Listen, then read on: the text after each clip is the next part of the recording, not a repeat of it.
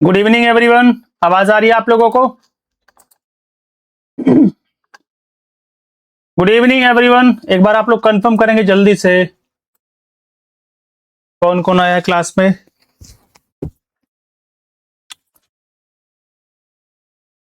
एक बार आप लोग कंफर्म कर देंगे वीडियो और वॉइस क्लियर है क्या? Good evening Kavya. Good evening सभी को। कौन कौन आ चुका है? 5 बालक आए अभी बस क्लास में ना। चलो गुड इवनिंग पारुल। और कौन आया है? 9 बच्चे लेकिन बॉल कोई नहीं रहा है ना। चलो कल वाली क्लास का रिवीजन किया आप लोगों ने? जो कल आप लोगों की चल रही है, आज ये हमारा प्रैक्टिस सेट नंबर 11 है ना। प्रैक्टिस सेट नंबर ये हम लोगों का 11 है। प्रैक्टिस सेट नंबर हम लोगों का 11 है और इसके पहले हम लोग 10 प्रैक्टिस सेट पूरे कर चुके हैं। मैं उम्मीद करता हूं आप लोगों से कि आप लोगों ने वो पूरा 10 के 10 प्रैक्टिस सेट आप लोगों ने कर लिए। गुड इवनिंग पारुल जी है, काव्य जी है। Good evening Rohit ji. Good evening. और कौन आया? गुड इवनिंग शानू जी, पूजा जी है। गुड इवनिंग भाई शानू। अच्छा यस, चलो चलिए ठीक है, स्टार्ट करें। चलो ज्यादा देर नहीं करते, नहीं तो टाइम लग जाएगा। वैसे क्लास हम लोगों के एक 1.5 घंटे से ज्यादा हो जाते हैं ना, 1 घंटे से ऊपर। देखो पहला क्वेश्चन है हम लोगों का चंद्रगुप्त सेकंड मौर्य काल से। आज मैंने आप लोगों के लिए क्वेश्चन उठाए मौर्य वंश से, तो आप लोग आंसर करेंगे चंद्रगुप्त सेकंड के समय कौन सा विदेशी यात्री भारत आया था? Which traveller visited India during the Chandragupta second? Chandragupta second के टाइम पर कौन सा विदेशी यात्री भारत आया था? पहला क्वेश्चन। अच्छा कमेंट ऊपर है, बाकी लोग मुझे दिखाई नहीं दिए। चलिए गुड इवनिंग अनुजा, सोनी, कुमारी, यशस्विनी, निधि, जया, पारुल, रिम्मी त्रिपाठी, पारुल और रिया। ऑप्शन नंबर बी लगा दिया रिया ने, है ना। रिया ने बता दी कि सर ऑप्शन नंबर बी होगा फाइयान। तो मुझे ये भी बता दो कि फाइयान कौन से देश का था, है ना। ये जो फाइयान है आप लोगों का, ये कौन से देश का था? देखो जो फाइयान है आप लोगों का, और जो इत्सिंग है और जो ह्वेनसांग है ना, ये तीनों चाइना के ट्रेवलर थे ना, चीन के। और सबसे बड़ी चीज ह्वेनसांग की यहां पर लिख लेना। फाइयान ने कौन सी पुस्तक लिखी बताना, कोई फाइयान की पुस्तक बताना कौन सी लिखी? अजीब सी पुस्तक है।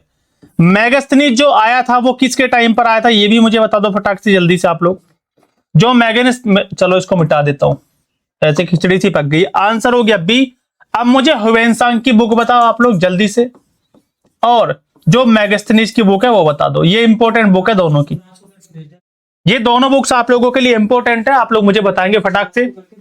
देखो जो ह्वेनसांग है आप लोगों का, जो आप लोगों का मैगस्थनीज है, पहले बता दो मुझे ह्वेनसांग का आप लोग। तो देखो ह्वेनसांग की बुक जो आप लोगों का, उसका नाम है सी यू की। इंपोर्टेंट बुक है, आप लोगों से पूछेगा एग्जामिनर कि ह्वेनसांग ने कौन सी पुस्तक लिखी है, तो सी यू की लिखा है। ये आप लोग याद रखेंगे ना। सी यू की किसकी है? रूही ने पूछा कि बच्चे सी यू की है ना जो आप लोगों की, वो ह्वेनसांग की है। जो सी यू की बुक है वो लिखी है ह्वेनसांग ने, रूही है ना। और जो आपका मैगस्थनीज है उनकी पुस्तक लिखेंगे इंडिका। ये पूछी जा चुकी है पेपर में, इंडिका। ये पुस्तकें पूछी जा चुकी है आप लोगों से पेपर में, इंडिका पूछी जा चुकी है कई बार। सीयू की पूछता है, इंडिका पूछता है, और जो फाइयान था उनका नाम फो क्यू करके कुछ ऐसे ही है। औरंगजेब बोला। अच्छा ठीक है, मैगस्थनीज की इंडिका, हाँ बिल्कुल ठीक है। Good evening Nikita. Vishun Kumar ji Megasthenes Chandragupta, हाँ बिल्कुल ठीक है। देखो जो मैगस्थनीज आया था ना आप लोगों का, आप लोग याद रखेंगे ये आया था चंद्रगुप्त मौर्य, ये चंद्रगुप्त सेकंड है। और जो मैगस्थनीज आया था ये भी लिख लेंगे साथ में, चंद्रगुप्त मौर्य के टाइम पर, है ना। Chandragupta Maurya,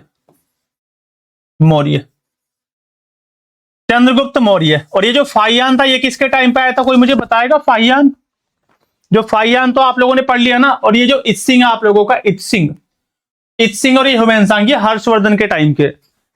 good evening Alina. देखो ये आप लोगों का हर्षवर्धन के टाइम के, ह्वेनसांग वगैरह। जो ह्वेनसांग है वो हर्षवर्धन के टाइम का है, आप लोगों ने पढ़ा होगा एंशिएंट हिस्ट्री में। चलो ज्यादा टाइम नहीं लगाएंगे, आगे चलेंगे। Question number 2। पहले तो मुझे ये बता दो आप लोग कि ये क्वेश्चन आपको कौन से टॉपिक से लग रहा है। जो बच्चे एंशिएंट, हाँ जी हर्षवर्धन है। जो स्टूडेंट एंशिएंट हिस्ट्री पढ़ चुके हैं आप लोगों में से, एंशिएंट हिस्ट्री, जो एंशिएंट आप लोगों का एंशिएंट इंडियन हिस्ट्री पढ़ चुके हैं, वो मुझे बता दो जल्दी से ये टॉपिक मैंने कहां से लिया है ना, कहां से लिया ये टॉपिक, कोई बताएगा मुझे? गुड इवनिंग प्रीति एडवोकेट। चलिए, ये क्वेश्चन मैंने कहां से लिया हुआ, देखो अशोक के आप लोगों ने अभिलेख पढ़े होंगे ना, अशोकास इंस्क्रिप्शन, अशोक के अभिलेख पढ़ते हैं आप लोग, अशोक के अभिलेख, अशोक के अभिलेख। अगर आपसे पूछ ले, 3 टाइप के हैं, एक तो स्तंभ शिलालेख है, शिलालेख, एक स्तंभ लेख है, इनको बोलेंगे रॉक एडिक्ट, मतलब ये किसी चट्टान के ऊपर लिखे गए, किसी पहाड़ का कोई टुकड़ा पत्थर का उस पर लिखे गए हैं। स्तंभ लेख बड़े से पिलर पर लिखे गए हैं। और एक है गुहा लेख, ये कोई गुफा है, इसके अंदर जो दीवारें उन पर चित्र बने उन पर लिखा हुआ है। तो शिलालेख, स्तंभ लेख और गुहा लेख 3 टाइप के शिलालेख है। और ये आप लोगों का एक तरफ ये आपका अशोक के शिलालेख है, इंस्क्रिप्शन है, और एक तरफ इनकी लोकेशन दी हुई आप लोगों को, लोकेशन। गलत बता दो कौन सा होगा जल्दी से, हमने आपसे एंशिएंट हिस्ट्री पढ़ी नहीं। प्रणाम रितु जी, प्रणाम। टेंपल है क्या? नहीं बच्चे, टेंपल नहीं है, टेंपल नहीं है ये इंस्क्रिप्शन है, जो अशोक ने अपने राजपाट के बारे में क्या क्या काम उसने कराए उन पर वो चीजें लिखी गई है। उसने, अशोक ने अपने राज्य के बारे में, मतलब मैं अशोक हूं, मैंने क्या क्या काम करवाए, कुछ तो मैंने चीजें पत्थरों पर लिखवा दी। फिर मेरा मन हुआ कि एक बड़ा सा खंबा बनवाता हूं, बड़ा सा खंबा बनवाया, उस पर लिखवा दी उसके ऊपर। फिर मुझे लगा कि कोई जगह छूट ना पाए जहां तक मेरा जिक्र ना जाए, हर जगह लोगों को पता चलना चाहिए कि अशोक ने कुछ काम कराया। तो जो गुफाएं थी, मैंने गुफाओं के अंदर भी ये लिखवा दिया अपने बारे में कि मैंने ये काम किए हैं जनता की भलाई के लिए। और इसी तरीके से जो 13वां शिलालेख है, 13वें नंबर का शिलालेख है, उस पर इसने लिखवाया कलिंग का युद्ध, कलिंग का बैटल, जो 261 बीसी में इसने लड़ा, कलिंग का युद्ध। और जब इस युद्ध में मारकाट मची ना, जब इस युद्ध में मारकाट मची, बहुत सारा खून बहा, उसके बाद इसको बड़ा अजीब सा फील हुआ कि ये तो मैंने गलत कर दिया, इतने सारे लोग मर गए। तब ये अपनाता धम्म की नीति, धम्म की पॉलिसी, मतलब क्या, बिल्कुल अहिंसा गांधीवादी नीति पे चलेगा। और मैंने पढ़ाया था आप लोगों को धम्म महामात्र, धम्म महामात्र एक अधिकारी की नियुक्ति की थी, कब? अपने राज्याभिषेक के 14वें वर्ष है ना, 14वें वर्ष, ये आप लोग पढ़ चुके हो। तो देखो अब इसमें से गलत क्या है, सहसाराम बिहार में बिल्कुल ठीक है, मस्की कर्नाटक बिल्कुल ठीक है, रूपनाथ मध्य प्रदेश बिल्कुल ठीक है, लेकिन ये जो है ना जटिंग रामेश्वरम, जटिंग रामेश्वरम बी नहीं होगा बच्चों, बी नहीं होगा, मस्की कर्नाटक के अंदर ही है। ये जटिंग रामेश्वर राजस्थान नहीं होगा, ये जटिंग रामेश्वर आप लोगों का कर्नाटक में पड़ता है, जटिंग रामेश्वरम ये कर्नाटक में पड़ता है। तो आपसे पूछ सकता है, देखो यहां से वन लाइनर में क्वेश्चन क्या आएगा, आपसे पूछ लेगा कि जो मस्की इंस्क्रिप्शन है, जो मस्की अभिलेख है अशोक का, वो कौन से स्टेट में है, या फिर जो आपका रूपनाथ इंस्क्रिप्शन है वो कौन से स्टेट में, तो एमपी में। ऐसा क्वेश्चन बनेगा। आगे चलो, और एक चीज और, चलो छोड़ो खैर, इस पे ही सारा टाइम लग जाएगा नहीं तो। अशोक ने एक बुद्धिस्ट काउंसिल हुई थी अशोक के टाइम पर, कोई बच्चा मुझे बता दो कमेंट बॉक्स में जल्दी से, अशोक के टाइम पर कौन सी बुद्धिस्ट काउंसिल हुई थी? तीसरा क्वेश्चन, निम्न में से कौन सी पुस्तक विज्ञानेश्वर द्वारा लिखी गई है? विज्ञानेश्वर ने कौन सी पुस्तक लिखी है, यह आप लोगों से पूछो। गुड इवनिंग, गुड इवनिंग विशाल, जल्दी जल्दी में जबान फिसल रही है। Good evening. Option number A आया, रिया का आंसर। अलीना बोला कि सर थर्ड होगा, देखो अच्छा थर्ड, हाँ बिल्कुल ठीक है, थर्ड वाली हुई थी। देखो मिताक्षरा किसने लिख दिया? वो लिख दिया विज्ञानेश्वर ने। गीत गोविंद मुझे आप लोग बताओ, आप लोग पढ़ चुके। राजतरंगिणी लिखा किसने? कलहन ने, कलहन। और ये ललित विग्रहराज, ये आपके लिए नई है, पुस्तक वाली टेबल में लिख दो जल्दी से। क्या सर जी? सोमदेव, सोमदेव, ये सोमदेव की बुक है, ललित विग्रहराज सोमदेव ने लिखा है। जम्मू कश्मीर में चौथी, हाँ आएगा वो क्वेश्चन अभी आगे, जम्मू कश्मीर में चौथे नंबर की। पहली राजगिरह, दूसरी पाटलिपुत्र, तीसरी वैशाली, चौथी कश्मीर का कुंडल। पहला कौन था? अजातशत्रु, दूसरी काल अशोक, तीसरा अशोक, चौथा कौन था आप लोगों का? कनिष्क। पहली 483, दूसरी 383, तीसरी कब? 251 बीसी, और चौथी आपका फर्स्ट सेंचुरी। पहली में महाकाश्यप, दूसरी में कौन थे? पहली में महाकाश्यप, तीसरी में वसुमित्र, दूसरी में मोगलीपुत्र तीस, और चौथी में कौन थे आप लोगों के? वो मैं भूल गया। चलो, अश्व घोष उसके वो थे कौन, उपाध्यक्ष। चलो आगे आ जाओ, क्वेश्चन नंबर 4 पर आ जाओ। ये बताओ मुझे, मिडाइवल हिस्ट्री का क्वेश्चन आप लोगों के लिए। मिडाइवल हिस्ट्री से जितनी भी बुक्स है वो इंपॉर्टेंट है, सारी जितने टाइटल है वो इंपॉर्टेंट है, और जो मुगल पीरियड है वो इंपॉर्टेंट है। सैयद वंश के बारे में कौन सी बुक हम लोगों को बताती है, ये क्वेश्चन आप लोग कर चुके मेरे साथ, और इसका गलत आंसर मत कर देना, है ना, गलत आंसर मत कर देना। शाहनामा सभी को पता है किसने लिखी है, शाहनामा, रूपा जी बोल रही सर जयदेव। चलो देखो, शाहनामा आप सभी को पता है फिरदौसी ने लिखी है। चलो मैं लिख देता हूं, है ना, मैं लिख देता हूं, शाहनामा यहीं पे रिवीजन कर लेना, फिरदौसी ने लिखा। जल्दी में लिखूंगा थोड़ा। किताबुल हिंद, किताबुल हिंद किसने लिखी है, ये तो अलबरूनी की है भैया, अलबरूनी की, अलबरूनी। ये किताबुल यामनी या तारीख है यामनी, किसने लिखी, उतबी ने लिखी, उतबी। और कौन बचा, एक ही नाम बचा, तारीख मुबारक शाही। ये मुझे इसका राइटर बता दो जल्दी से, राइटर बता दो, कौन सी डायनेस्टी है, सैयद डायनेस्टी। ये किससे लिखवाई थी, मुबारक शाह ने किससे लिखवाई थी। हम तो सतिंदर सर का चुरा लेते हैं, क्या बोल रही हो रुको जरा, हमें तो पता ही नहीं चला कमेंट बॉक्स में क्या हो गया। काश दिमाग चोरी करना भी आसान होता। अच्छा ठीक है, ठीक है भाई, जया ने सतिंदर सर का चुरा लिया, अच्छा ठीक है। चलो अब जया से क्वेश्चन पूछा जाएगा। चलो जया इसका मुझे राइटर बताओ। उतबी नहीं है, नहीं, ये तो है उतबी, ये तो मैंने मान लिया। तारीख मुबारक शाही किसने लिखा है, ये मुझे बता दो, तारीख मुबारक शाही किसने लिखा है, तारीख मुबारक शाही याहिया बिन अहमद सरहिंदी। बिल्कुल ठीक है आप लोगों का, है ना, याहिया बिन अहमद सरहिंदी ने ये लिखा तारीख मुबारक शाही। आगे बढ़ो। पूर्ण रूपेण हिंदी भाषा का पहला समाचार पत्र उद्दंड मार्तंड। इंपोर्टेंट क्वेश्चन है, क्वेश्चन इंपोर्टेंट है, UP judiciary, Bihar judiciary, UP APO के लिए। उद्दंड मार्तंड 1826 में कानपुर से प्रकाशित हुआ। उसके एडिटर कौन थे, पंडित सदल मिश्र, जुगल किशोर शुक्ल, भारतेंदु हरिश्चंद्र, या फिर महावीर प्रसाद द्विवेदी। क्या हो जाएगा इसका राइट आंसर, यही, हाँ जी विशुन जी, याहिया बिन अहमद सरहिंदी, याहिया बिन अहमद सरहिंदी, यहां ठीक लगेगा। आंसर करो फटाक से इसका। ऑप्शन नंबर बी आया देखो, पंडित जुगल किशोर शुक्ल। और भारत का पहला समाचार पत्र कौन था बताना, ये तो हिंदी भाषा का था। भारत का पहला बताना कौन सा था, पहला समाचार पत्र, पहला समाचार पत्र जो पहला आप लोगों ने पढ़ा होगा, इसको तो सभी जानते होंगे, इसको तो सभी जानते हैं आप लोगों में से। भारत का पहला समाचार पत्र कौन सा था। अलीना का आंसर है कि सर जी बंगाल गजट था। बिल्कुल ठीक है, इसकी भाषा भी बता दो तो मैं जान जाऊं कि हाँ आप लोगों ने पढ़ रखा है।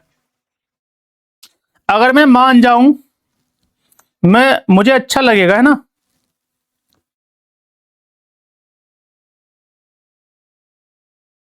क्योंकि भाषा इसकी मुझे भी नहीं पता, मैं भूल चुका हूं।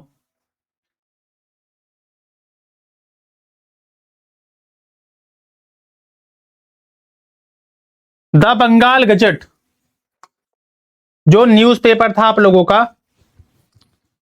इंग्लिश लैंग्वेज, 1826, ठीक है। अब ये और बता दो मुझे, इसके संपादक कौन थे।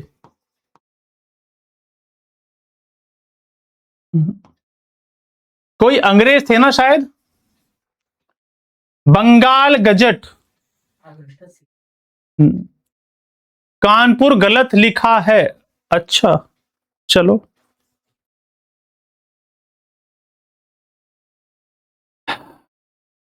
अभी चेक करते हैं, रुक जाओ रुई, है ना, अभी चेक करते हैं।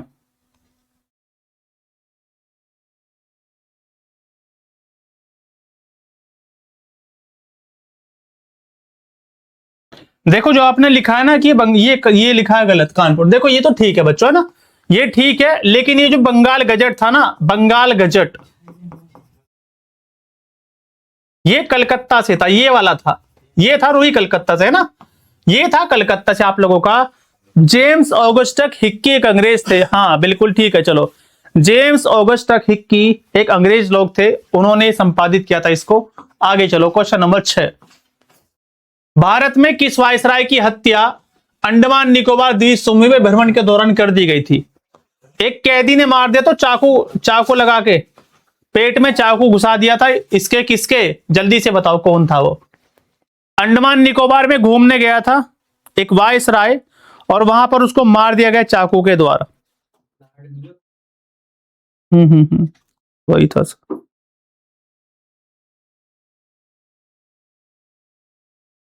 जल्दी से बता दो आप लोग मुझे।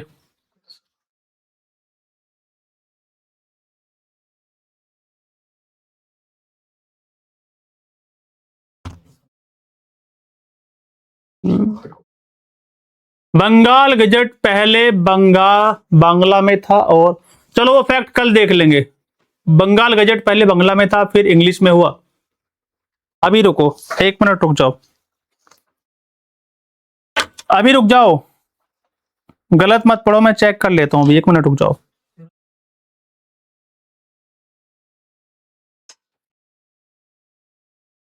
गलत मत लिख लेना, बस 1 मिनट रुक जाओ।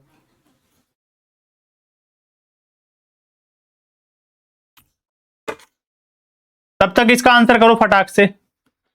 पहली सेंसस, पारो बोली सर, पहली सेंसस देखो, जो बंगाल गजट था वो कलकत्ता से हुआ, है ना। जो बंगाल गजट है वो इंग्लिश में था, कलकत्ता से निकला। जेम्स ऑगस्टस हिक्की, भारत में अंग्रेजी भाषा में प्रकाशित पहला समाचार पत्र, बिल्कुल ठीक है ना। और 1 मिनट रुक जाओ आप लोग।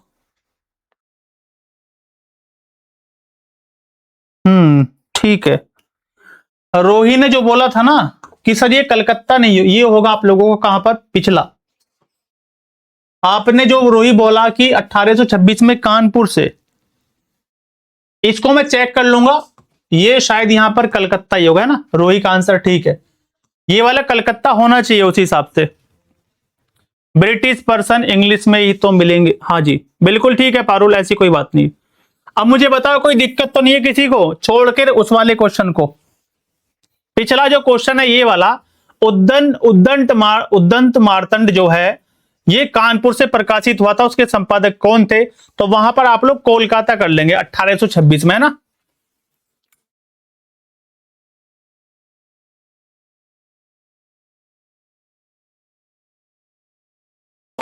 आगे चले,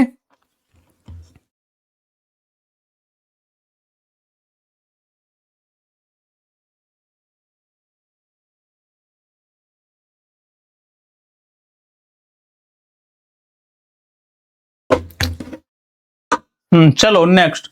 इस क्वेश्चन में कर लेना, मुझे लगता है कि शायद ये क्वेश्चन हटा होगा, फिर अगर आयोग ने ऐसा क्वेश्चन पूछा है तो फिर ये क्वेश्चन कैंसिल हुआ होगा, है ना।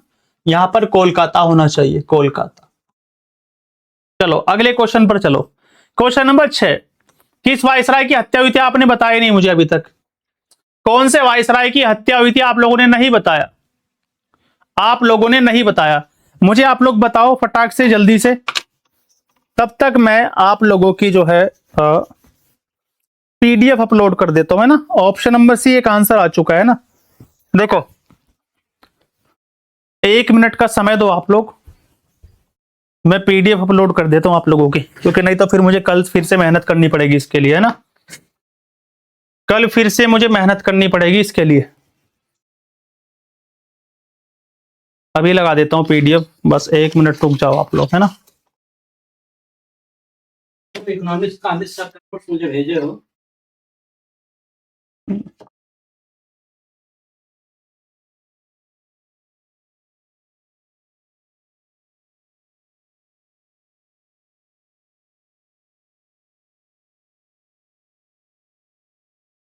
और मुझे इनके बारे में फैक्ट भी बताना आप लोगों को,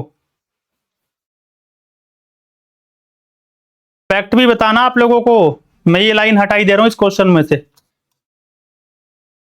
ताकि आप लोग कंफ्यूजन में ना रहो, है ना। ये लाइन मैं हटाई देता हूं।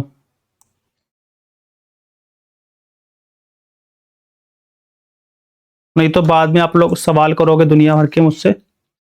बस 1 मिनट का समय दो, ये बोल रहे हो कि पता नहीं कहाँ गायब हो गए। विवांशु है क्या क्लास में? हाँ जी विवांशु जी, हो क्या क्लास में? एक बार बताओ मुझे फटाफट।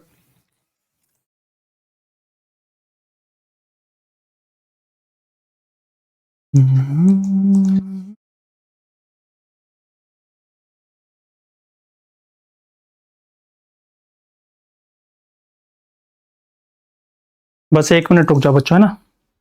ये मत सोचना कमेंट मुझे दिखाई नहीं दे रहे, कमेंट यहाँ भी खुले मेरे लैपटॉप में भी। अभी बातें शुरू कर दो आप लोग।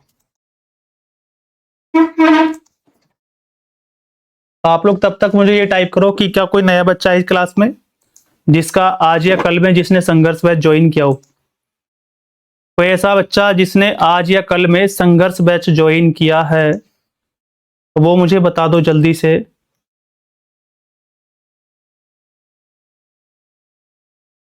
फटाफट से लिख दो भाई।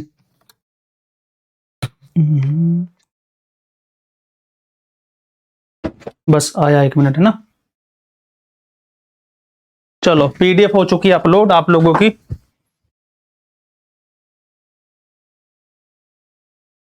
अच्छा राकेश सर को गुड इवनिंग सर जी। एक बच्चा गुड इवनिंग बोल रहा आपको, रोही। मेरा मैसेज राकेश सर तक पहुंचा दिया जी, पहुंचा दिया। उनको भी चलिए जी, राकेश सर की तरफ से आप सभी को भी गुड इवनिंग। गुड इवनिंग रोही, राकेश सर ने रिप्लाई कर दिया आपका। देखो मेयो आप लोगों ने पढ़ा होगा, है ना।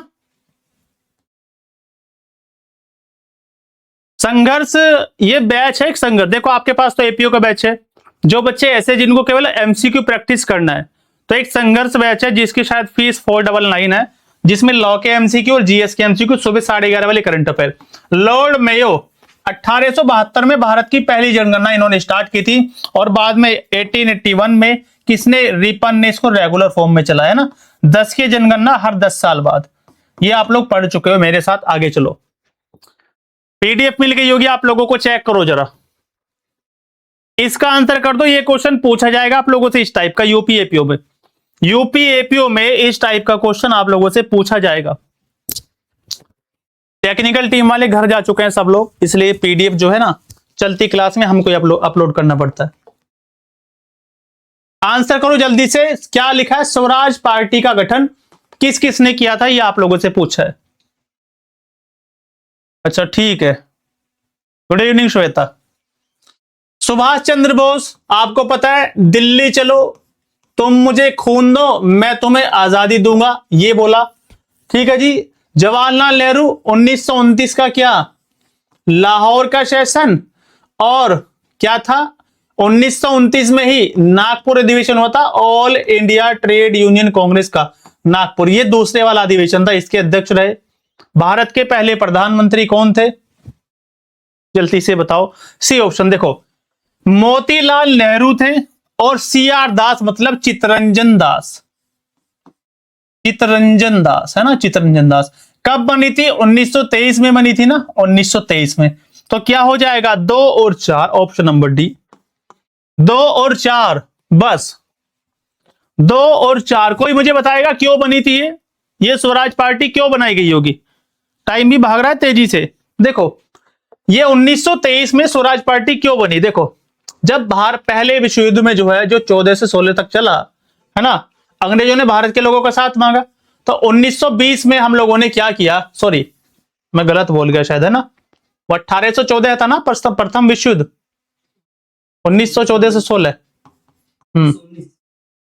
देखो पहला विश्व युद्ध जब हुआ आप लोगों का, जब पहला विश्व युद्ध हुआ उसमें अंग्रेजों ने भारत के लोगों की मदद मांगी थी ना, कि हम लोगों की सहायता करो, आप लोग हमारी सहायता करो, है ना।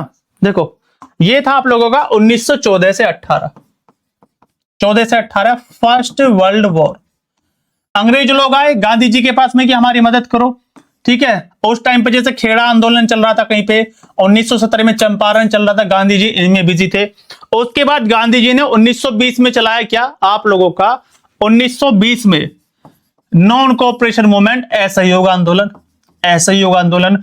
दूसरी तरफ क्या हुआ, 5 फरवरी 1922 को एक क्या होगी, चोरी चोरा की घटना हुई थी ना, ये चोरी चोरा, चोरा चोरी की घटना, कहां पर, यूपी के गोरखपुर में।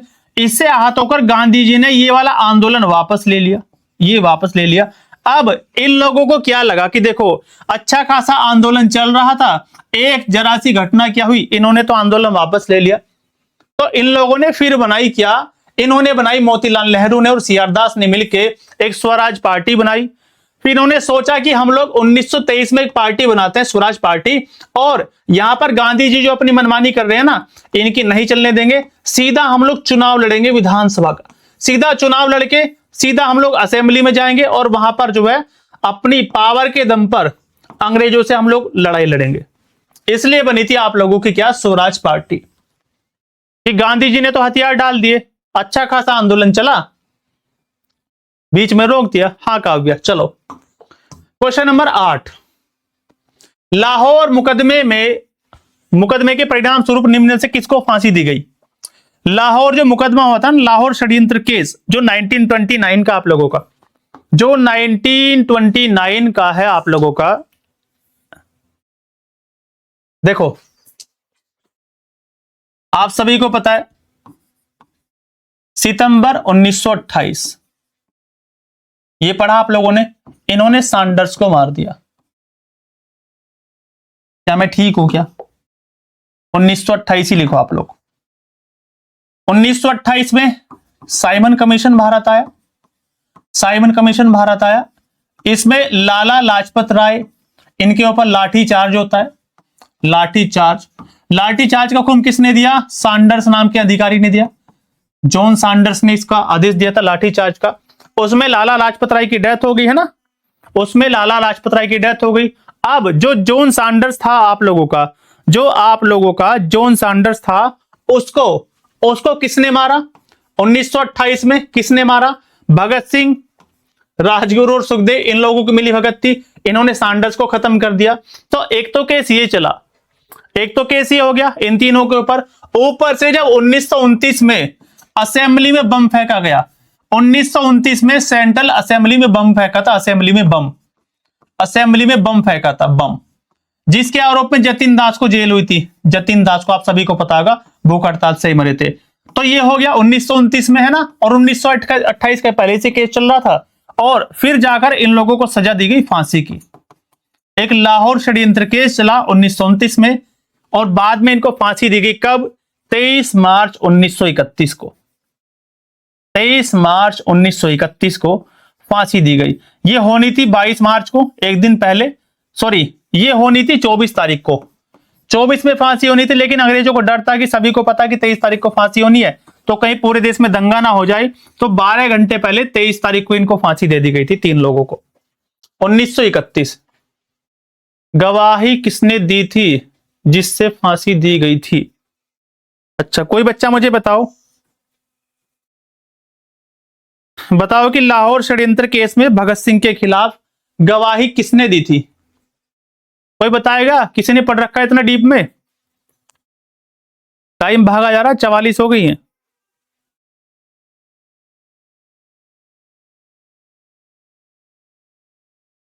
कोई है ऐसा बच्चा, नो आइडिया। एक बच्चा लिख रहा है कि नो आइडिया सर।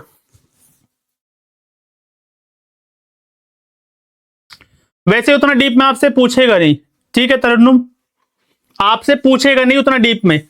आप लोग बस इतना ही याद रखो कि भगत सिंह, सुखदेव और राजगुरु, तीन लोग, 2 3 4, ऑप्शन नंबर 4।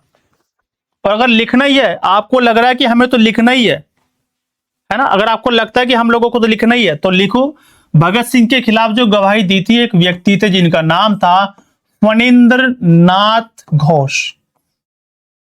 इन्होंने पुलिस को सब बताया था, ये गवाह बने थे सरकारी। फणींद्र नाथ घोष इनका नाम था, इन्होंने गवाही दी थी। ऑप्शन तो पहचान लेंगे, हाँ ऑप्शन तो पहचान लोगे आप लोग, है ना, ऑप्शन तो पहचान लोगे आप लोग। क्वेश्चन नंबर 9 पे आ जाओ। लालटेन की बत्ती में केरोसिन तेल किसके कारण चढ़ता है। वायु की उत्प्लावकता, बत्ती से होकर तेल का विसरण, बत्ती में केशिका क्रिया, बत्ती का गुरुत्वाकर्षण। बताओ क्या होगा इसका राइट आंसर। इसका राइट आंसर क्या होगा आप लोग मुझे बताओ फटाफट से।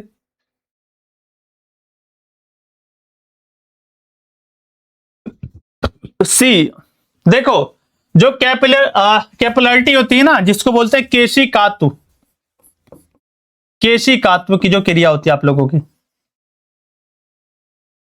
बहुत बारीक सी एक नली होती है, केश नली बोलते हैं। उसमें जब जल ऊपर चढ़ता, मतलब किसी भी चीज में जल का ऊपर की तरफ चढ़ना, जैसे लैंप की बत्ती हुई आप लोगों की, लैंप की बत्ती होगी, है ना, बत्ती से होकर तेल का विसरण, यह भी केशिकात्व का उदाहरण है। आंसर कर दो क्या होगा। आंसर बताया आप लोगों ने कि बत्ती में केशी का क्रिया, जो कैपिलरी एक्शन होगा वही इसका राइट आंसर होगा, वही इसका राइट आंसर होगा। ऑप्शन नंबर सी, हाँ जी, कैपिलरी ट्यूब। केस नली होती है बहुत पतली सी। और जो लोग फिजिक्स पढ़े हैं, 8 का आंसर क्या था सर?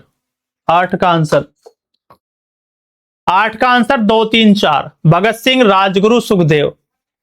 भगत सिंह, राजगुरु, सुखदेव। राम प्रसाद बिस्मिल तो पहले चले गए काकोरी कांड में, जब पहले।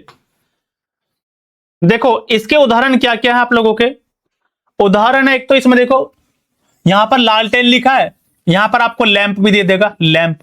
आप जो हेयर ऑयल डालते हैं, हेयर ऑयल, ऑयल, ये आपकी खोपड़ी है, ठीक है, ये बाल आ गए किसी के ना, यहां पर आपने जड़ों में तेल लगाया, तो यहां से जड़ों में से जो तेल आपके यहां इस चोंच तक जाएगा ना, इस यहां पर ये जो बाल का आखिरी हिस्सा है यहां पर जाएगा, तो यहां पर तेल जड़ों में से ऊपर की तरफ जो जाएगा ना, ये भी कैपिलरिटी होती है, केशिकात्व बोलते हैं इसको, केशिकात्व। जब बालों में आप लोग सर में तेल डालते हो ना, तो जड़ों से जो सर का बालों तक ऊपर तक तेल जाता है, वो भी केशिकात्व होता है। मिट्टी की हाँ, तेल की डिबिया, हाँ वो भी ऐसी होती है, तेल की डिबिया हुआ। और क्या है, ऐसे काफी सारे उदाहरण हैं, ऐसे बहुत सारे उदाहरण हैं।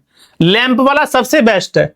लालटेन की बत्ती में जो लालटेन से नीचे से केरोसिन ऊपर चढ़ता है ना, मिट्टी का तेल जिसको बोलते हैं। और ये वाला जो बालों में आप लोग तेल डालते हैं, जिस जड़ों में से बालों की चोंच तक कैसे जाता है। आपने ऐसे तो सर में तेल डाल लिया, आपको लगा कि हर बाल पे लग गया तेल ऐसे, लेकिन ये ऊपर ही तो लगा है। एक इसके ये जो बाल है खोपड़ी का, इसके ऊपर ऊपर तो लगा, अंदर की जो इसकी वो है, अंदर की जो कोशिका है उनमें थोड़ी ऐसे कैसे चला जाएगा, वो तो केशिकात्व की क्रिया होगी तभी जाएगा। इसको पढ़ो। एक सांवली त्वचा का व्यक्ति, एक सांवली त्वचा का व्यक्ति एक गोरी त्वचा के व्यक्ति की तुलना में, ऑप्शन पढ़ो फिर, कम गर्मी और कम सर्दी अनुभव करेगा, कम गर्मी अधिक सर्दी अनुभव करेगा, अधिक गर्मी और कम सर्दी अनुभव करेगा, या अधिक गर्मी या अधिक सर्दी अनुभव करेगा। मतलब एक व्यक्ति है जो सांवले रंग का है, एक है बिल्कुल गोरी चमड़ी वाला, ठीक है, अंग्रेज। तो इनमें फर्क पूछा है आप लोगों से कि जो सांवले वाला है, जो सांवले कलर का है, उसके साथ में क्या घटना घटेगी। आंसर करो तब बताऊंगा।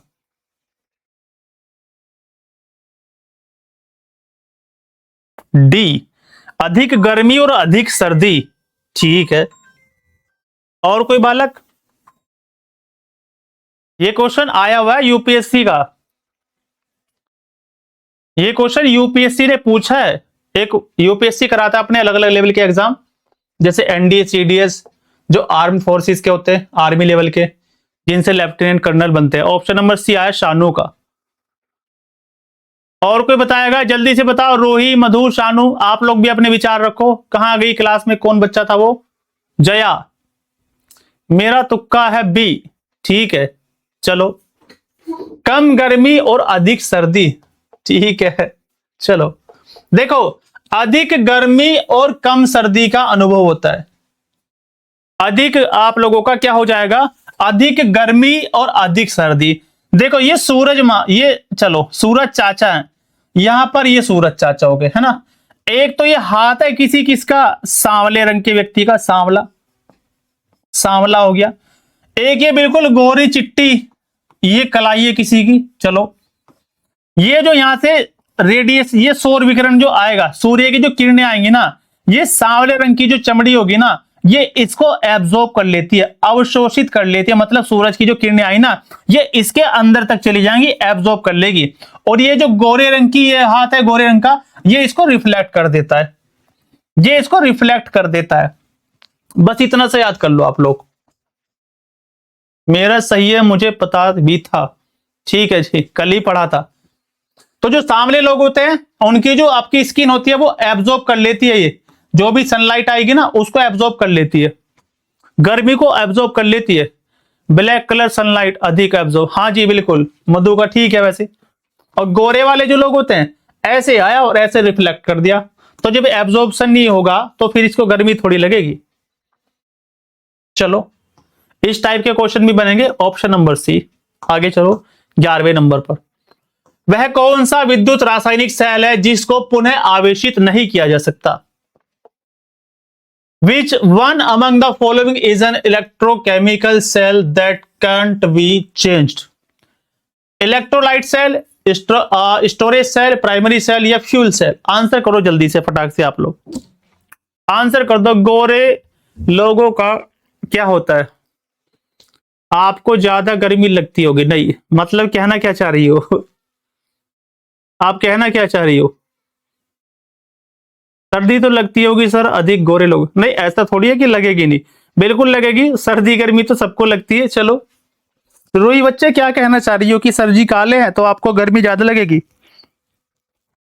यही कहना चाह रही हो क्या? चलो देखो, जो प्राथमिक सेल होते हैं, जैसे आप लोगों की घड़ी वाली सेल होती है, घड़ी, घड़ी की सेल होगी, टीवी का रिमोट की सेल होगी, है ना, टीवी की रिमोट की सेल होगी।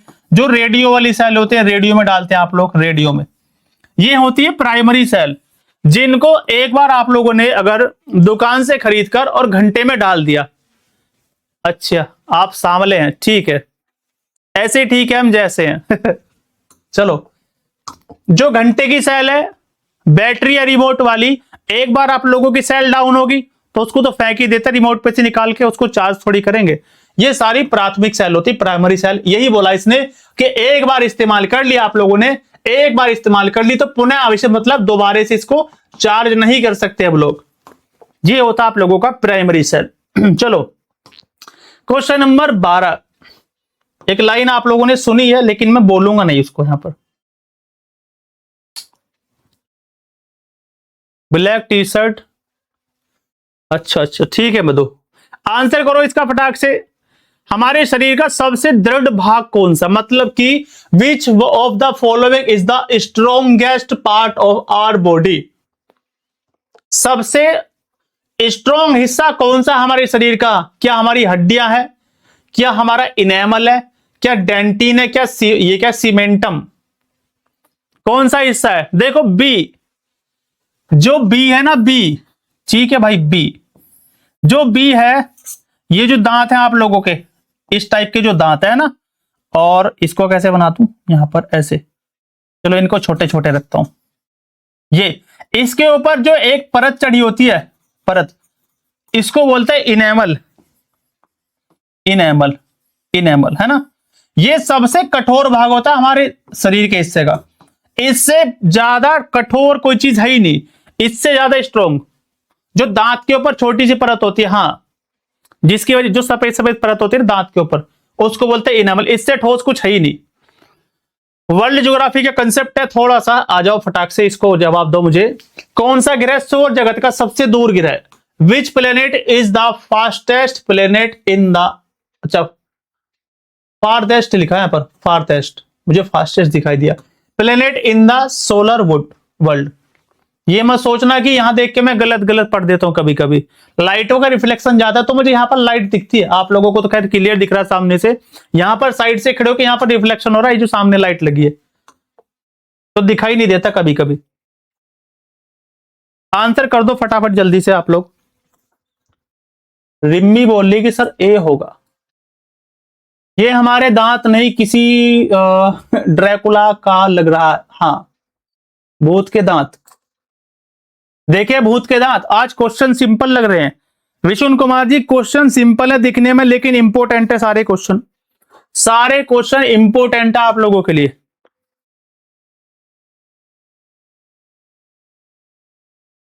सारे क्वेश्चन सिंपल है, सिंपल भले ही है लेकिन इंपॉर्टेंट क्वेश्चन आप लोगों के लिए।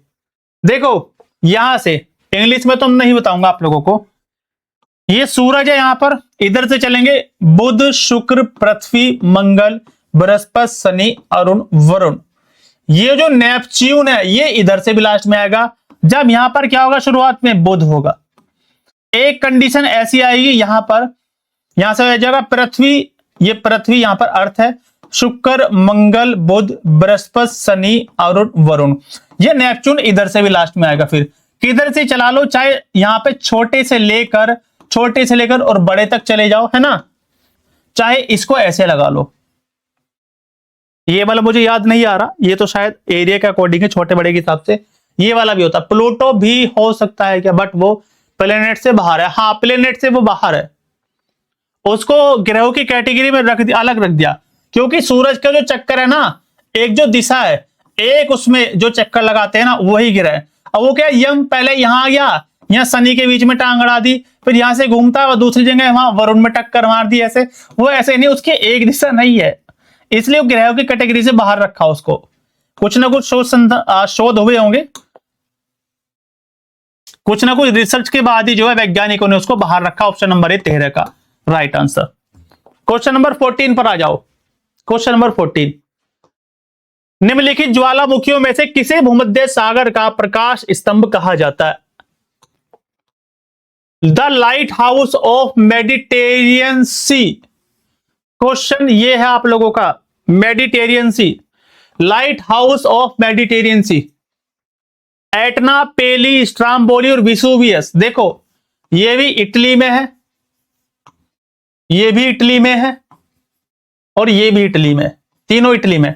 ये पेली मुझे नहीं पता कहां पर है, इसको छोड़ दो आप लोग। आंसर आया सी स्ट्राम्बोली। एटलस पढ़िए आप लोगों ने, एटलस क्यों जी, एटलस से पढ़ा वर्ल्ड ज्योग्राफी किसी ने आप में से? एटलस से पढ़ी होगी ना, एटलस से वर्ल्ड ज्योग्राफी पढ़ी होगी आप लोगों ने। किस किसने पढ़ा एटलस से मुझे बताओ। एक बार एटलस से पढ़ लिए ना वर्ल्ड ज्योग्राफी तो फिर भूल नहीं पाओगे। बहुत सारी चीजें तो ऐसी याद हो जाएंगी आप लोगों को, काफी सारी चीजें ऐसे ही याद हो जाएंगी, बहुत सारी चीजें ऐसी याद हो जाएंगी।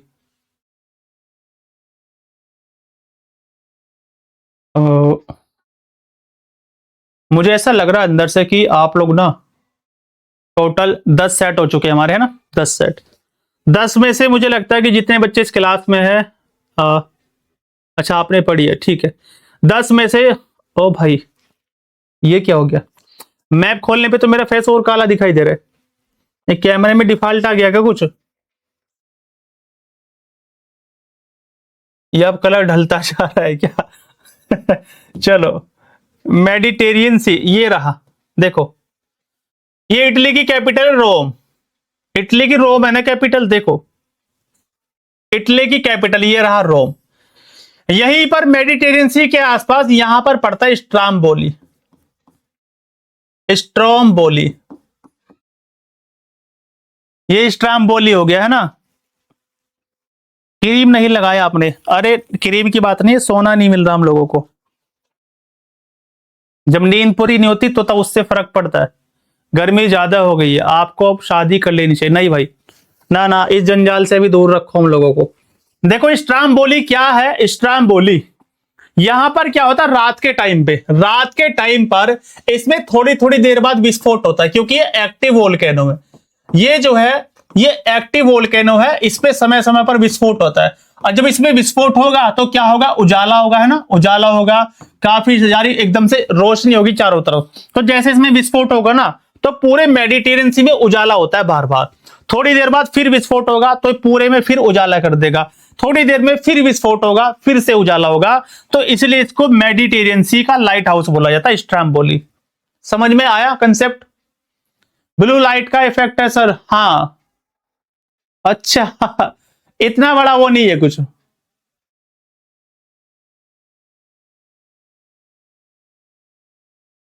चलो आप लोग पढ़ने पे ध्यान दो, ठीक है, शादी वादी के चक्कर में ना पड़ो अभी से। समझ में आया क्यों बोलते हैं? क्योंकि इसमें समय समय पर विस्फोट होता है, ब्लास्ट होता रहता है। एक्टिव वोल्केनो है इटली का, इंपोर्टेंट है आप लोगों के लिए, इसलिए इसको बोला जाता है क्या, लाइट हाउस ऑफ द क्या। ये क्वेश्चन पीसीएस में पूछा गया आप लोगों से, कभी सोचो ऐसे ही है, पीसीएस कई बार पूछ चुका है इस वाले क्वेश्चन को। क्वेश्चन नंबर 15, भूकंप द्वारा होने वाली क्षति की मात्रा निम्नलिखित में से किससे प्रभावित नहीं होती है? विच ऑफ द फॉलोइंग, अरे भाई एक मिनट रुकना,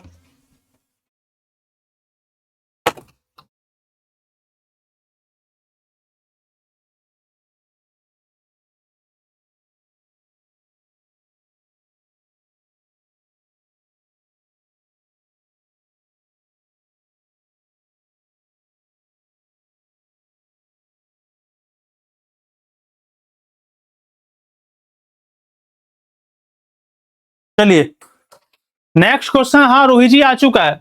भूकंप द्वारा होने वाली क्षति मतलब जो भी नुकसान होगा वो किससे प्रभावित नहीं होगा? देखो भूकंप की जो क्या होगी, इंटेंसिटी होगी, जो तीव्रता होगी, जितनी ज्यादा तीव्रता होगी उतना ही तेज ज्यादा भूकंप होगा, तो इससे तो नुकसान होगा ही होगा। इसमें लिखा है बिल्डिंग टाइप, आपका घर किस तरीके से बना हुआ है। इस क्वेश्चन का क्या मतलब है? इसका मतलब यह है कि भूकंप द्वारा होने वाला जो नुकसान है इनमें से किससे वो प्रभावित नहीं होता है। मतलब इनमें से ऐसी कौन सी चीज है जिससे हम लोग भूकंप से होने वाले नुकसान को नहीं बता सकते? ऐसा कौन सा ऑप्शन है जिसके द्वारा हम लोग ये अंदाजा नहीं लगा सकते कि भूकंप से कितना नुकसान हुआ? तो देखो भूकंप की तीव्रता मतलब कितनी तेज भूकंप आया, कितनी स्पीड से आया, क्या उसकी क्या रहा, उसकी इंटेंसिटी कितनी थी, तो ये तो जरूरी है, जितना ज्यादा इंटेंसिटी उतना तेज भूकंप आएगा। फिर दूसरा जनसंख्या घनत्व, एक एरिया में मान लो 1000 लोग रहते हैं, है ना, 1000 लोग, तो ये यहाँ का क्या है, इसकी डेंसिटी, ये पॉपुलेशन डेंसिटी है। तो इससे भी हम लोग पता लगा सकते हैं यहां से भूकंप आया और इस वाले एरिया में आया तो 1000 लोग मर गए, 1000 लोग मर गए। तो इससे भी पता लगाएंगे हम लोग कि जनसंख्या घनत्व पर भी डिपेंड करता है कितना नुकसान हुआ। अगर आपसे पूछेंगे हम लोग कि इस एरिया में भूकंप आया और यहां पर 1000 लोग रहते थे, तो आप लोग ये पूछेंगे कितने लोग मरे, मतलब कितना नुकसान हुआ। तो ये जो जनसंख्या घनत्व है इस पे भी तो डिपेंड करता है भूकंप, और इसकी स्पीड कितनी होगी, इंटेंसिटी कितनी होगी, इससे भी डिपेंड करता है ये भी।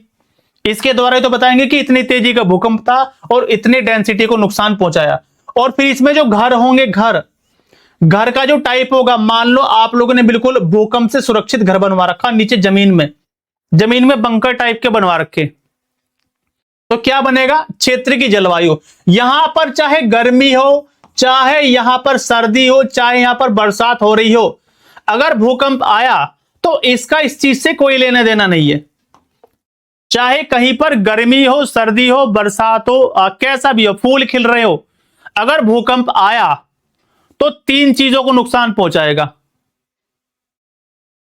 रिमी त्रिपाठी बोल रही, हम तो एग्जाम देते ही हैं, कोई ना कोई हो, चाहे वो छोटे से छोटा पेपर हो यूपी गवर्नमेंट का, चाहे बड़ा पेपर हो, पेपर सारे देते हैं जब तक एलिजिबिलिटी है, और देना चाहिए आप लोगों को, है ना। भूकंप की तीव्रता मोस्ट इंपोर्टेंट है, इसी से पता चलेगा कि कितना तेज भूकंप आया। जनसंख्या घनत्व, तो कितने लोगों को नुकसान पहुंचाया उस एरिया में, यह भी डिपेंड करता है। आपका घर किस टाइप का, आपका 10 मंजिला घर है तो एक झटके में गिर जाएगा, आपका 1 मंजिला घर है तो क्या पता दीवार टूटे। लेकिन इस चीज का कोई लेना देना है ही नहीं भूकंप से।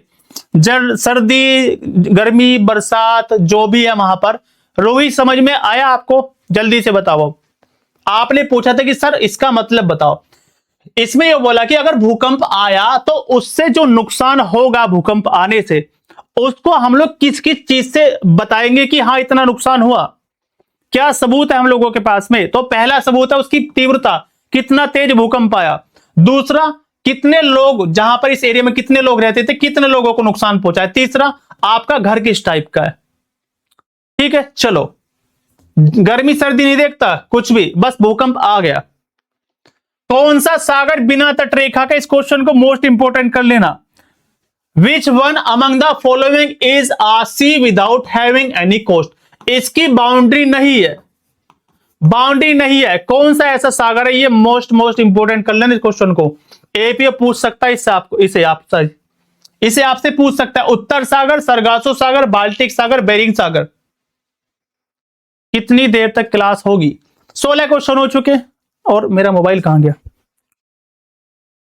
7:05 हो रही है, तो मुझे लग रहा है कि 7:15 या 16 तक हम लोग इसको खत्म कर देंगे आज, क्योंकि आज क्वेश्चन उतने में लेंथी नहीं लेकर आया।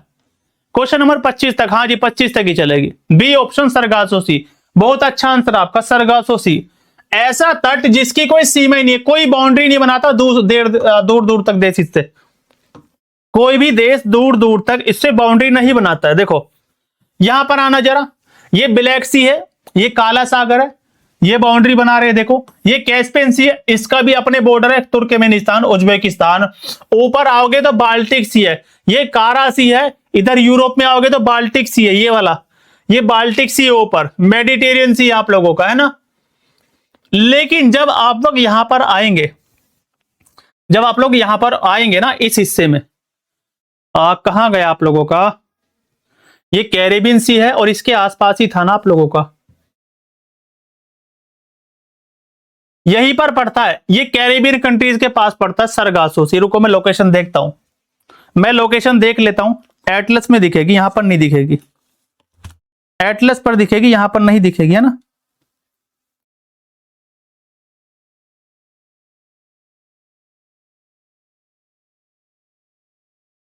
एटलस में देखना पड़ेगा।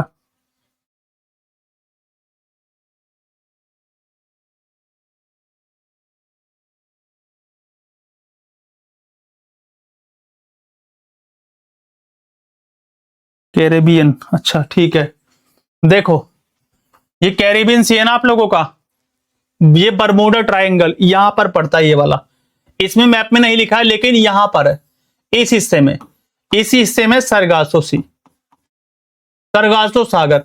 एकमात्र ऐसा सागर, एकमात्र ऐसा सागर जिसकी कोई भी बाउंड्री नहीं है, बिना तट का एक भी बाउंड्री नहीं है, इस हिस्से में पड़ता है। और ये क्वेश्चन इंपोर्टेंट है, अटलांटिक का हिस्सा है, मोस्ट इंपोर्टेंट ये क्वेश्चन भी, ठीक है। ये भी इंपोर्टेंट है कि अटलांटिक, और ये भी पूछ लेगा नॉर्थ अटलांटिक का हिस्सा, नॉर्थ अटलांटिक का, अटलांटिक का। चलो नॉर्थ अटलांटिक का हिस्सा है, ये भी आप लोगों को याद रखना है। क्वेश्चन नंबर 17 पर आ जाओ जल्दी से। भारत के राष्ट्रपति का महाभियोग, इंपीचमेंट, भारत के राष्ट्रपति का महाभियोग, इंपीचमेंट की प्रक्रिया कहां से ली गई है, पहले तो मुझे ये बता दो आप लोग। इंपीचमेंट जो है प्रेसिडेंट का, ये कहां पर है? 61 में है ना, आर्टिकल 61 में राष्ट्रपति का महाभियोग। जलधाराओं के कारण बना है, वो कंसेप्ट क्लाइमेटोलॉजी के है ना। संसद के किसी भी सदन में शुरू कर सकते हैं, बिल्कुल ठीक बात है, ऑप्शन नंबर ए। कितना बहुमत चाहिए? 2/3। अब देखो जब इसका चुनाव होगा क्या हो जाएगा? लोकसभा के निर्वाचित, विधानसभा के निर्वाचित, और सॉरी लोकसभा, राज्यसभा और आप लोगों के लेजिस्लेटिव जो असेंबली होती है, इनके क्या? Elected member. लेकिन जब ये महाभियोग होगा तो इनके नॉमिनेट मेंबर भी भाग लेंगे, नॉमिनेट वाले, ये भी वोट करेंगे इसको हटाने में, जिन्होंने चुनाव में भी भाग नहीं लिया था वो भी वोट करेंगे कि इसको हटाओ यहां से भाई, आर्टिकल 61। और ये कहां से लिया हम लोगों ने? यूएसए से लिया, याद रख लेना, यूएस से, यूएस से। क्वेश्चन नंबर 18 पे चलो। संसद के किसी भी सदन के सदस्य की निर्भरताओं से संबंधित प्रश्न पर अंतिम निर्णय किसका होगा? The final decision related to disqualification of the members is taken by. Parliament का कोई मेंबर है और उसकी जो डिस्क्वालिफिकेशन है, हाँ वो भी भाग लेंगे। और अब तो जम्मू कश्मीर भी बन गई विधानसभा, उससे वो भी भाग लेंगे ना, जम्मू कश्मीर विधानसभा के भी भाग लेंगे, ये भी आप लोग याद रखेंगे ना। चलो सुप्रीम कोर्ट द्वारा, इलेक्शन कमीशन द्वारा, निर्वाचन आयोग की राय पर, और राष्ट्रपति द्वारा, या सुप्रीम कोर्ट के क्या चीफ जस्टिस? आंसर कर दो जल्दी से, क्या हो जाएगा राइट आंसर? बच्चे बोल रहे सर जी डी, कोई बोल रहा सी। देखो सी ऑप्शन होगा, इलेक्शन कमीशन से वो मांगेगा क्या? रिकमेंडेशन लेगा कौन? राष्ट्रपति, और बाद में राष्ट्रपति जो है ये सारी चीजों पर अपना डिसीजन देगा। ऑप्शन नंबर सी।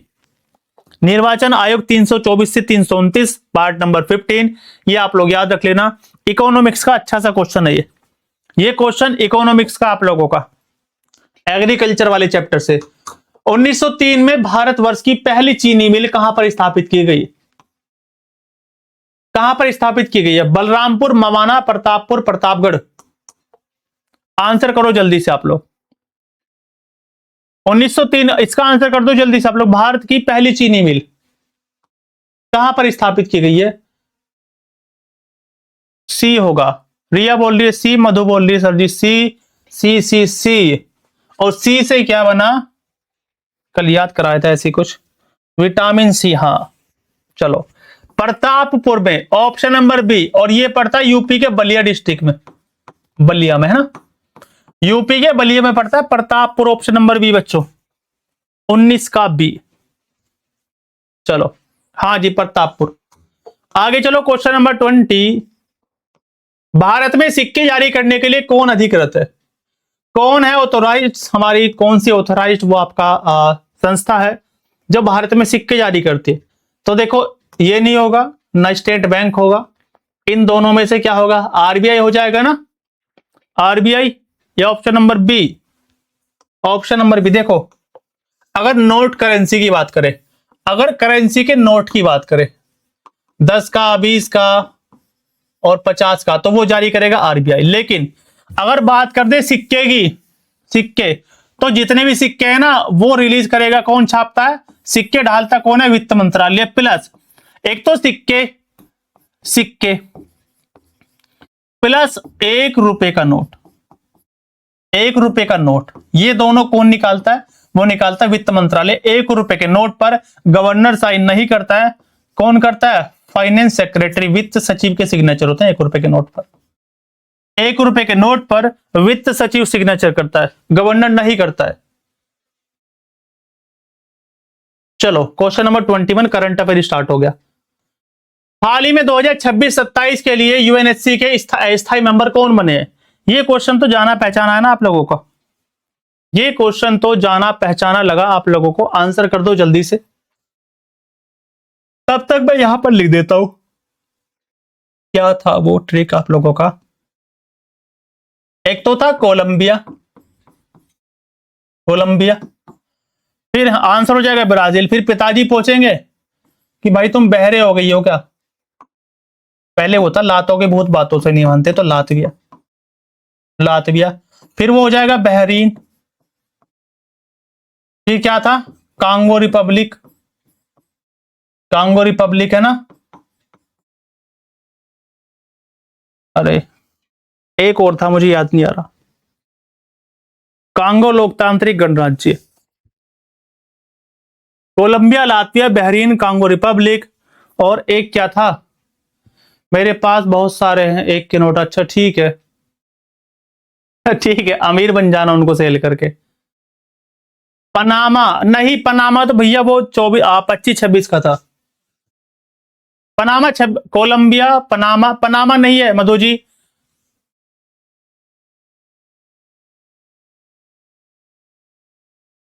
बहरीन हो गया।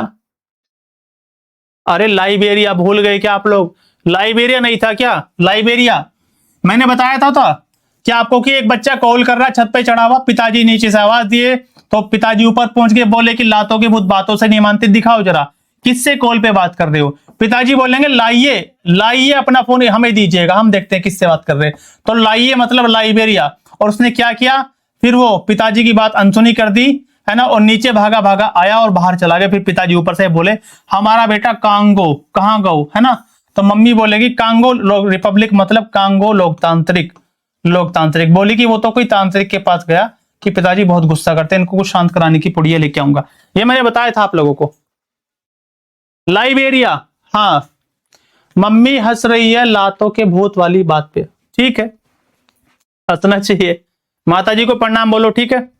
रिम्मी, मम्मी जी को नमस्ते बोलो। ऐसे माता पिता धन्य है जिन लोगों ने अपनी बेटियों को पढ़ने का मौका दिया, खास कर, है ना, बच्चियों को पढ़ने का मौका दिया। एक बच्चा कॉल पे बात कर रहा था और नीचे से पिताजी आवाज दे रहे थे। फिर पिताजी ऊपर आ गए बोलते बोलते कि भाई लातों की बहुत बातों से नहीं मानेंगे। ऊपर आते बोलेगी क्या तुम बहरे हो गई हो क्या? मैं तुम्हें नीचे से इतनी देर से आवाज लगाए जा रहा हूं, लाओ दिखाओ, लाइए आपका फोन लाइए, किससे बातें कर रहे हो। और तब ये नीचे भागा जाएगा और भाग के घर के बाहर मम्मी से पूछेंगे पिताजी की कहां गया, मम्मी बोलेगी कि वो किसी तांत्रिक के पास गया तुम्हारा इंतजाम करवाने की, इनके नाम की कोई पुड़िया उड़िया लेके आऊंगा मैं। ये मुझे बहुत गुस्सा करते हैं। हाल ही में भारत का पहला सरकारी एआई क्लिनिक कहां पर उद्घाटित किया गया? पहला है सरकारी एआई क्लिनिक जहां पर आर्टिफिशियल इंटेलिजेंस से आपका इलाज किया जाएगा। ठीक है रिम्मी, चलो देखो क्या हो जाएगा राइट आंसर। क्या पीजीआई चंडीगढ़ है, एम्स दिल्ली, केजीएमयू लखनऊ या फिर जीआईएमएस? जीआईएमएस मतलब कि government institute of medical science greater Noida, और यही है इसका right answer option number D. Option number D, यहीं पर पहला जो है एआई क्लिनिक है हम लोगों का, कहां का? भारत का पहला। जब भी कोई चीज पहली बार होगी तो यूपी एपीओ के लिए ऑटोमेटिकली इंपोर्टेंट हो जाएगी, पेपर में आएगा ये क्वेश्चन। हाँ, ग्रेटर नोएडा और यूपी एपीओ का पेपर है तो यूपी में तो पूछा जाएगा आप लोगों से, क्योंकि यूपी के अंदर की न्यूज है। नोएडा में ही पहला आप लोगों का जो क्या होता है, टेम्पर्ड ग्लास, जो मोबाइल के ऊपर आप लोग ये चढ़वाते हो ना, ये वाली चीज है, ये वाला जो गिलास होता है मोबाइल का, ये है ना, ताकि स्क्रीन टूटे ना, वो बनेगा पहला स्वदेशी। Question number 23, operation absolute resolve, ये तो सभी को पता है बच्चे को, इसको नहीं भूलना आप लोग। ऑपरेशन एब्सोल्यूट रिजॉल्व के तहत किस नेता को गिरफ्तार करके कहां पर ले जाया गया? अमेरिका। कहां पर ले जाया गया? अमेरिका। आप सभी को पता है क्या? निकोलस मादुरो, वेनेजुएला के राष्ट्रपति, वेनेजुएला है ना, वेनेजुएला। यहां की कौन थी? मारिया मचाडो कोरोनिया, मारिया मचाडो कोरोनिया, जिनको क्या मिला? Nobel peace prize. और बाद में डोनाल्ड ट्रंप चाचा जान को उन्होंने क्या, ये शेयर भी कर दिया कि ये हम दोनों का है। आप नाराज मत हो, आपने हमारे राष्ट्रपति को उठा लिया, नाराज मत हो, ये हम दोनों का है, आपस में बांट लेते हैं थोड़ा थोड़ा पैसा। डोनाल्ड ट्रंप, याद रखेंगे आप लोग। चलो second last question, question number 24, इसका आंसर मुझे आप लोग कर देंगे और ये क्वेश्चन बहुत ही अच्छा है। साइंस एंड टेक का मोस्ट इंपोर्टेंट क्वेश्चन है ये वाला। स्वदेश पोर्टेबल जल शुद्धिकरण प्रणाली का विकास डीआरडीओ के द्वारा किया गया। पहला स्टेटमेंट आप लोगों से पूछा, यह प्रणाली मुख्य रूप से सैनिकों के लिए विकसित की गई है। क्या ये ठीक बात है? क्या आप लोगों ने देखा होगा रेडियो टाइप का बड़ा सा एक बक्सा सा, जिसमें गंदे पानी को एक तरफ से डालेंगे, एक तरफ से पीने का पानी निकलेगा, ऐसा किसने बनाया? Wife name. ये क्या लिखा? पारुल दोबारा लिखो। अच्छा, उतना मत सोचो डोनाल्ड ट्रंप के बारे में। स्वदेश का मुख्य उद्देश्य पेयजल शुद्धिकरण है, तो तीनों स्टेटमेंट ठीक है। डी आ गया प्रशांत बुंदेला का, 1 2 3। इसकी फुल फॉर्म गूगल से चेक कर लेना, यहां पर लिखवाऊंगा तो टाइम लग जाएगा। फुल फॉर्म भी इंपॉर्टेंट है बिहार वाले बच्चों के लिए, बिहार एपीओ, यूपी एपीओ, जहां जहां मेंस में फुल फॉर्म आएगी 1 2 3। और डीआरडीओ को तो पता ही आप लोगों को, 1958 में बना, हेडक्वार्टर नई दिल्ली में, और समीर बी कामत इसके वर्तमान में हेड है। चलो लास्ट क्वेश्चन आज की क्लास का। हाल ही में दुर्लभ कुषाण युग के सिक्के और सजावटी पत्थरों की खोज कहां पर हुई है? पाकिस्तान में खोज हुई है। पाकिस्तान में 2026 की करंट अफेयर है ये करंट अफेयर 2026 की है। पाकिस्तान में खोज हुई है, अभी देख लो। कुषाण काल के ऐसी बहुत सारी खोजें हुई है। आज की क्लास सही टाइम से कंप्लीट हुई। हाँ, अभी 7:19 हुई है। निकोलस के साथ उसकी वाइफ भी थी, उनका नेम पूछा जा सकता है। निकोलस का नाम मैंने कहां पर लिया है? निकोलस का नाम मैंने कहां पर ले दिया? इसका आंसर करो। अच्छा, समझ गया। मादुरो, उनकी वाइफ का नाम आप लोग देख लेना, मुझे याद नहीं उनकी। ऐसे तुम पिटवाओगे क्या मुझे? किसी की वाइफ का नाम याद करवा रहे हो यहां पर क्लास में, खुद याद करना। उनकी पत्नी का नाम क्या था वो पेपर में आ सकता है, आप लोग गूगल से चेक कर लेना, अभी मुझे याद नहीं आ रहा। देखो निकोलस मादुरो को लाए थे, वो आप लोग याद कर लेना। आंसर कर दो इसका फटाफट, जल्दी से। जवान भी लड़खड़ा जा रही है क्लास जल्दी खत्म करने के चक्कर में। तक्षशिला पाकिस्तान में मिले, ये वही तक्षशिला जो आप लोगों का गांधार की कैपिटल हुआ करता था। अखंड भारत में जो गांधार तक्षशिला जिसकी राजधानी थी, वही वाला।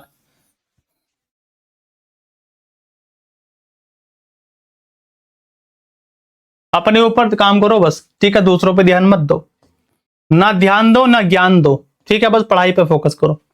आज की क्लास खत्म, कोई क्वेरी है तो बताओ। और बहुत दिन बाद ये क्लास टाइम से कंप्लीट हुई है और 7:30 तक मैं उम्मीद करता हूँ कि खत्म हो जाएगा। दिक्कत नहीं है, वाइफ को याद करने में दिक्कत है, ठीक है।